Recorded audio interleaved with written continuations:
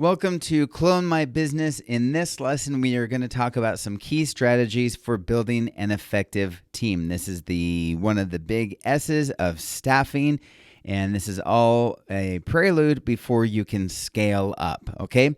So this one's a big one, but it's super important. So I want to make sure, of course, just to let you know right out of the gate, if you have any questions or comments, put them below. This is one of the most common places for people to have questions, and they get hung up on this a lot. So with that in mind, let's just dive right into it. Okay. So why? Right? No matter how good your software and systems are, once your business scales up to a certain point, like I was saying in the last lesson, about $30,000 a month or so, you will need to get some help. And of course, this all depends on your exact business model. It may be way before that. It may be way after that. Okay. But you can outsource this help to a white label partner. But I found that you'll get better margins, like more money, if you bring them in-house. And I say in-house in quotes because most likely, it'll be better for you to get virtual assistants, VAs, or contractors instead of actual employees. So what you need to do is first audit yourself. Your core focus at all times should be how to make more money, right? Revenue. I always talk about that. Sales. Everything else is important, of course, but your goal is to always remember the reason why you started the business in the first place. It probably wasn't to write blog posts or to set up software. And with this in mind, you need to actively watch your actions all day. So, a simple way to tell if what you're doing is making money or not, just stop at various times of the day and ask yourself, is what I'm doing right now making me more money? If not, it's something to think about. Another way to think about it is the 10X rule. Like, you can evaluate your daily activities and think, if I were to do 10 times the amount of what I'm doing, would it lead to making 10 times more money, right? If it does, then you're doing the right thing. You're on the right path. If what you're doing simply gets a task done but doesn't make you any more money, then you need to outsource that. Make a note of that and then outsource that. So like I mentioned in a previous lesson, what you want to do is try and SaaS everything first.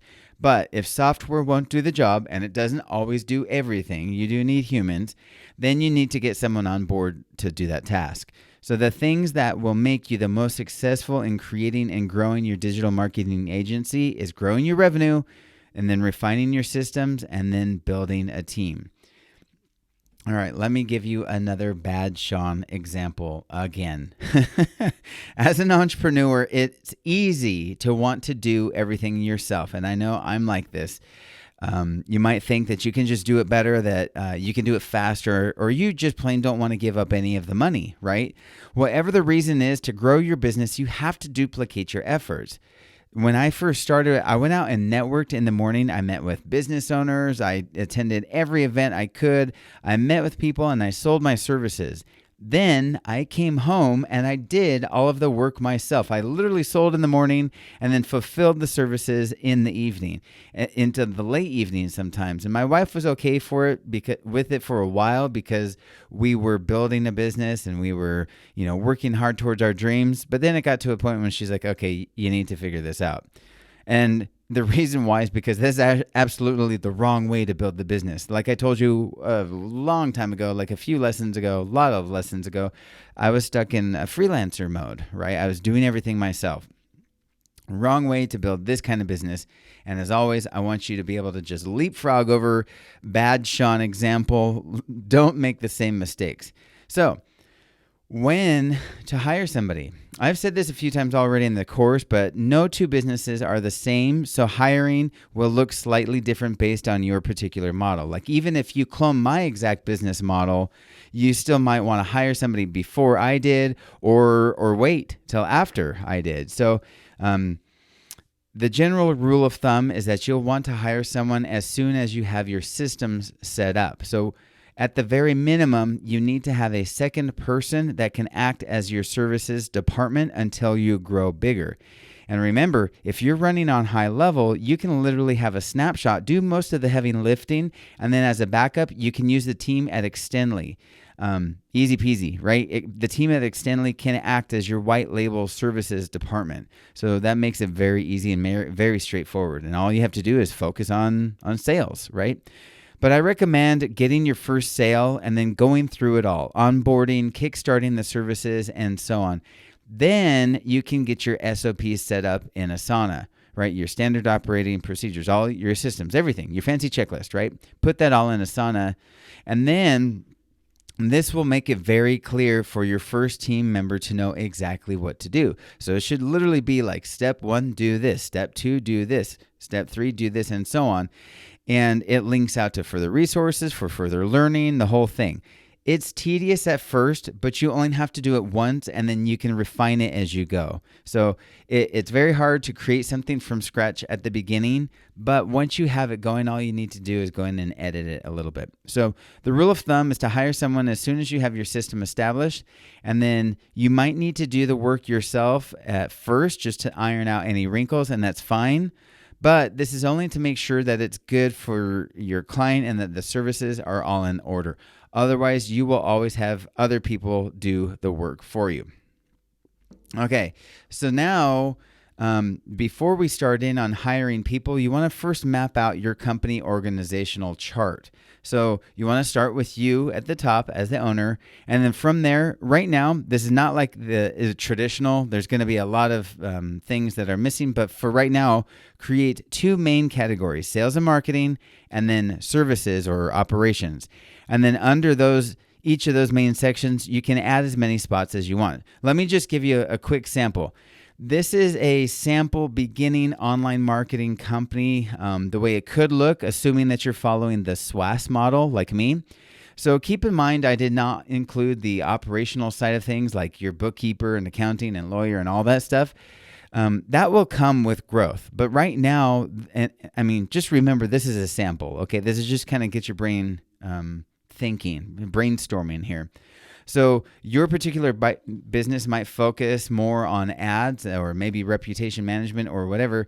Just adapt it for your business. But for now, you're going to have holes in most of the spots, as in you're going to be doing them yourself. So you can just you're going to be the owner, you're going to be the head salesperson, you're going to be the ads and marketing person, which is all the stuff that I put in orange. And I kind of put that in orange on purpose because that's the stuff that you should focus on.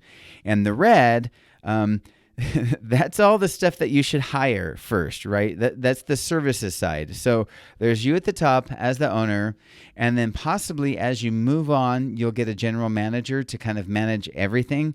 And they could be a personal virtual assistant for you, like an assistant that answers your emails, different things like that. Or that could be the general manager. So I should have put actually a little VA off to the side connected to you if you want, or it can just be your general manager that reports to you and also handles some of your own stuff so that you can focus, you can kind of jump in and focus on what you want to focus on there. For now, like with the red, that is the services side. You do not want to get stuck in services. It will rob your time and keep you from making more sales. Even if you know how to do this stuff, don't, because again, it'll keep you from making more sales. So refer to this organizational chart often, and then look at your revenue goals and then see how you can hit certain milestones. And then with that in place, you now need to find good people to fill those spots. But before I get there, I just want to, by the way, I made this on Whimsical. It's just a website where you can make all kinds of different charts like this. So go to whimsical.com.co. I don't know. Just type in Whimsical and you'll find it. And create this as you see fit. So, absolutely have a sales side and then have a services side, right? And then on the sales side, you need to decide, are you going to do the marketing? So you're going to have the content specialist if you're doing the marketing, the organic side. And then you need to have an ad specialist if you're doing the advertising. And you need to have a sales rep or 2 or 3 eventually. But initially, that's going to be you. So it's going to be you as the owner, you as the general manager, you as the sales and marketing manager, and you as the sales rep and ad specialist and content if you're doing that. That's all you. But Fortunately, it's not too hard. It's just as you grow, you want to remove yourself or duplicate yourself with other people. But again, stay away from the services because it'll be a giant time suck for you. And ideally, remember, go back to the beginning. You're going to have software do as much of this as possible for you. Okay? Here we go. Moving on. So just so you know, who you hire specifically will depend on your particular business. That said, personally, I feel it's much more important to hire someone who is a smart, detail-oriented and fast worker over an expert. So what I mean is you can always teach new skills, but you can't always teach being detail-oriented and working quickly. To me, I would rather have a person who can follow directions clearly and gets the job done fast over someone who may be an expert but makes mistakes or moves too slowly. So the work will all be laid out in your system. So that's what your fancy checklist is for, right? Everything that you've loaded up into Asana, your SOPs, that's what that's there for. So if they can follow the directions clearly, you've got a great new team member. You just have to decide what's right for you in your business, but always look for responsive, detail-oriented people who can communicate clearly and are willing to work hard. Those are attributes that can't quite be taught. They just have to be found. And fortunately, there's a lot of VAs out there, and a lot of them have these attributes of communicating clearly, working hard, detail-oriented, the whole thing, right? The rest of it is easy, and it just goes back into your systems and what work you want done. Now, there is an exception. If you're focusing specifically on Facebook ads, just an example, then you might consider a dedicated Facebook ad specialist. Maybe it's database reactivation. It doesn't matter what the service is. It's just whatever your particular model looks like. But even these things can be taught, right? Just 2 days of focused research on Google and YouTube is enough to get going and get some good results for your clients. So really, again, it's about hiring smart, attention to detail kind of people. And then once you start to grow, then I would recommend hiring the specialist, but only as needed based on your growth, if that makes sense. Okay, so where to find good talent? Your job is to get the best result for your client while bringing in the most revenue that you can, and that's it. Every decision that you make is based on that, or should be based on that. So, the truth is we live in a digital world that's full of very bright and talented people, and the goal is to find the best talent at the most competitive rates so that you can service your clients while growing your business. So it's a win for everybody. One thing to think about is whether or not you're going to hire your new team member as an employee or a contractor, and a virtual contractor, virtual assistant. Obviously, there are more obligations by having employees, especially when they're domestic, and then it can be complicated if they're international. But if you're looking to reduce your overhead, you might consider contracting virtual assistants instead, VAs. The key is to make sure your systems are in place and that you can see every amount of work that should be getting done is actually getting done. So as far as what sites are good to find people, there's a lot, but I will put a list of them below this video for your reference because they're always changing. I'm always finding new ones, and I like to have a way that I can add new ones quickly. So I'll put those down there below this video for your reference.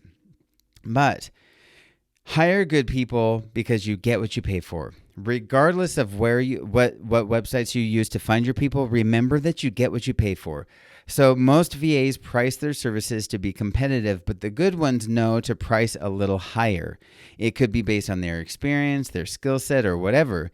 If you try and go cheap, you'll get cheap results, and it will cost you a lot of time. It'll cost you a lot of money. It'll cause you frustration. It's just worth paying for a good person that's fast, detail-oriented, and responsive. I promise, in the very, towards the end of the first year, that's when I started to actually reach out by, getting other people to do the work for me. But I was still stuck in that lack mindset. Like I still wanted to keep every single dollar for myself. And so I went cheap. I'd go onto like Fiverr and get logos done for like $5, and they would turn out to just be just horrible. And then I was like, okay, well, let's try the $20 logo people. And it turns out the $20 logo people were even better. And then I tried the $50 logo people, and they were even better. And so you get what you pay for. It's just something that is a truth in real life. It's a truth with this business and this industry as well.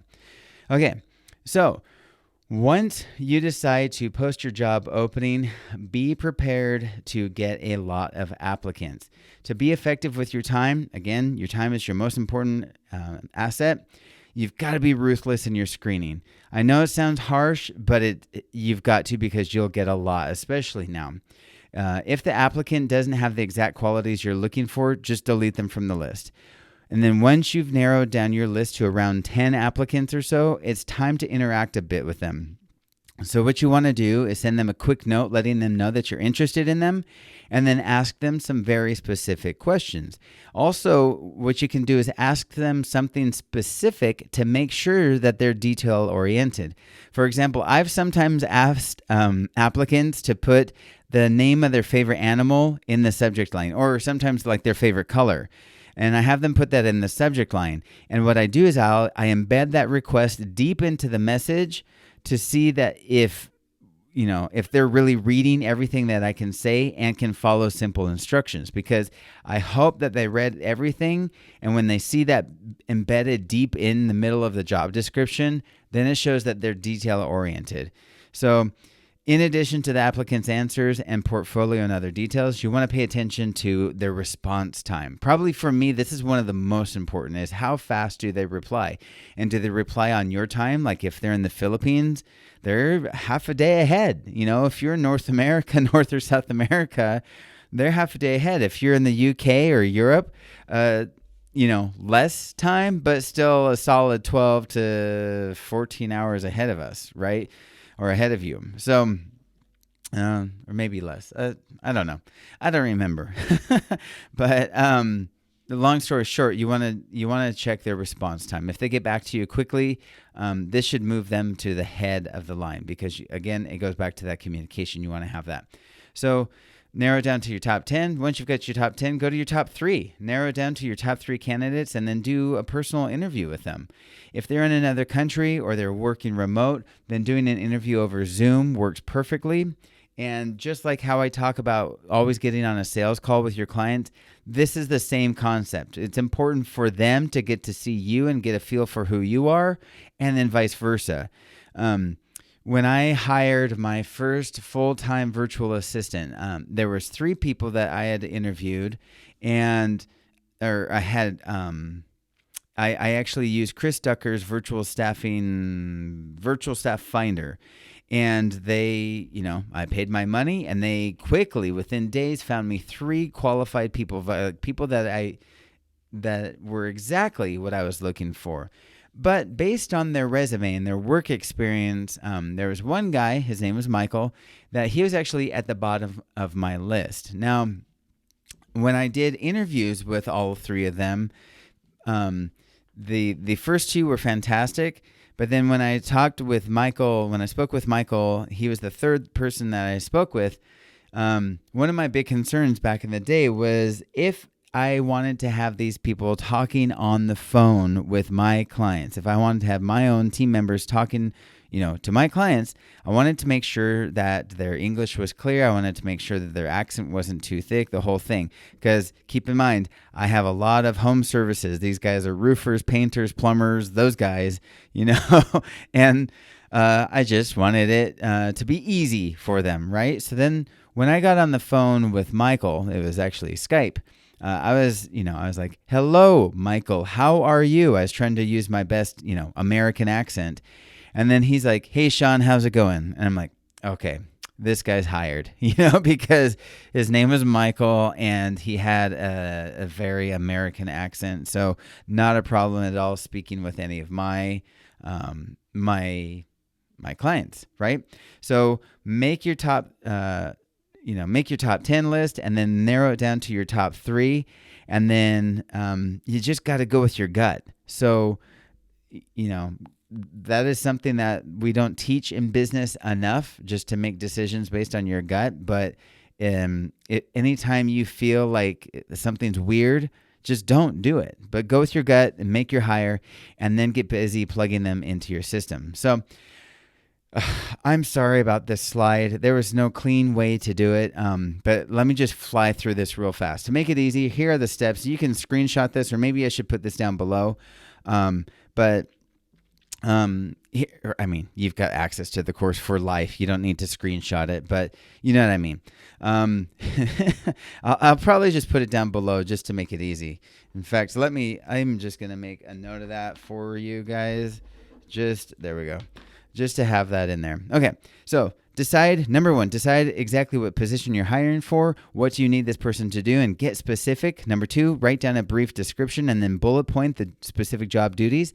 Number three, determine if it's full-time work or part-time. Hint, you'll often get better quality people when you're offering full-time. Number four, post a new job on Upwork or wherever. I'm going to talk about that a little bit later down. Actually, I'm going to list all of those places down below. Number five, use the keywords in your title and be specific. Number six, paste your job description and bullet points using bullet points. Number seven, fill in every other detail, pay, skills needed, etc. Number eight, put a single line making a specific request in the body of the description. Remember, like I said, have your applicants put their favorite color or their favorite animal in the subject line of the response, and that way you can see right away if they're detail oriented. Number 9, publish the job post. Number 10, delete anyone who ignores the specific request. And be ruthless. I know it's harsh, seems harsh, but be ruthless. It's your time. Number 11. Most of your applicants will come in the first 24 hours. Ignore all the candidates after 48 hours. Again, being ruthless. Number 12, make a list of candidates that look good. Number 13, send them 3 specific questions or a specific duty, like not too long. You're not making them work yet, but you can have them write a brief paragraph on success they've had with a past client, for example, the result they were able to achieve. Number 14, narrow down your list to the top 5 based on their answers. I like top 10 better, but then you can refine it to top 5, but maybe just go from 10 to 3. Okay, so then send a message expressing your interest in them. Let them know that they look good so far. Number 16, watch the response time and apparent interest level. Number 17, interview your top 3 candidates.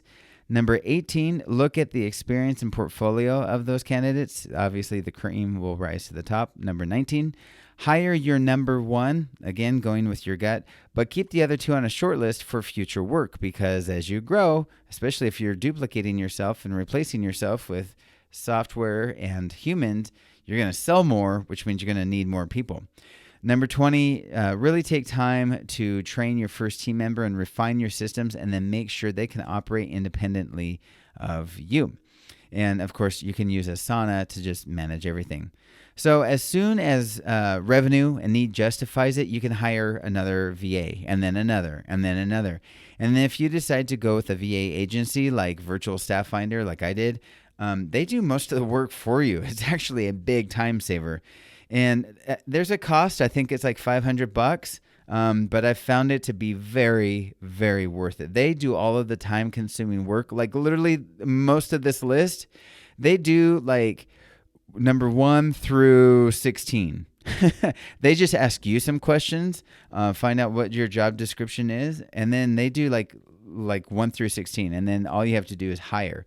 So they send you the candidates, then you pick one, or all of them for that matter. Okay, so as the owner of your company, you're also the boss. So you're going to grow to the point where you can hire a manager to take care of everything. But until then, you're going to have to manage your team. So it all comes back to your systems. And in my experience, nothing is easier than using Asana, right? I used Basecamp before, and then Asana. There's Monday, there's ClickUp, there's lots of different project management solutions out there. I Asana is just the one that I like. And at any given time, I can see who's working on what, when it's due, what's been completed, and so on. I can hop in and see, it looks like Sally's working on this. It looks like Jane's working on this, and Peter's working on this, that kind of thing. This eliminates most of the problems right away of tracking people's work. But if you're really, and I've never been one of these people that's kind of like that big brother. I don't care that people send me screenshots of their work every day. I just care that the work gets done, and I can see that it's getting done in Asana. So super easy. But if you're really concerned about tracking everything, you could consider using a tool like Hubstaff. It's a great tool. It's kind of big brothery, but that's up to you, and it's how you work, and so no judgment. Finally, clear communication. You got to be sure to set clear expectations from the beginning. This is vital. When you communicate what you want in a nice way and your team members acknowledge it, then you'll remove a lot of any of the future challenges that may come up. I always make sure that my VAs know to ask me any questions or make any comments or suggestions. I'm open to suggestions. In fact, I love it when they come up with a better way of doing things than how I had suggested. I love it. Love it, love it, love it. And I always let them know that. I want them to know that the pathway of communication is always open, that the door is always open, so to speak. So being an effective boss really boils down to clearly establishing the work and then making sure it gets done. But being a great boss also includes rewarding your team members and praising them, and then, praising them somewhat frequently, but then also spontaneously as well. So strive to be both effective and great as you become a boss. And then as soon as you can, get yourself out from being a boss. Get a general manager to be the boss of everything, and then you have one person reporting to you, and you check in with them on a frequent basis, probably like a daily basis. And how often is up to you. And then you go from there, and you outsource yourself entirely, and you're truly on top of your business. So I know that's a ton of information. That's a ton. So if you have questions on this, if you have any comments, post them below. As always, I really desperately want to make sure that this works for you. I want to make sure that this is crystal clear for you. Hiring staff, your team members, your VAs, it's a big deal. So let me know, and I will see you in the next lesson.